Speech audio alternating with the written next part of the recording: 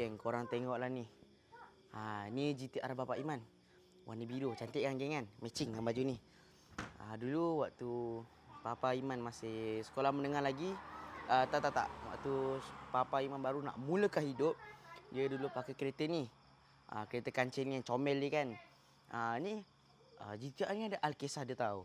Dulu waktu Bapak Iman sekolah menengah lagi, dia ada lukis, dia lakar kereta GTR ni. Tengoklah dia punya jenis model dia punya warna dia pun warna biru juga. Memang daripada awal dia cakap dengan kawan ni kat sebelah dia tu, aku akan dapat kereta ni satu hari nanti. So jadi alhamdulillah, memang daripada usaha kerja keras dia dapatlah tercapai dia punya cita-cita dia sejak kecil dulu. Sebab yelah memanglah kan, kat sini daripada cerita ni kita dapat pengajaran kalau kita nak sesuatu yang betul-betul bagi kita mustahil untuk capai, kita kena ni lah buat awal-awal. Kita kena plan awal-awal. Macam ni lah geng. So alhamdulillah. Tak apa, satu hari nanti Iman akan dapat kereta yang lagi super daripada apa-apa Iman.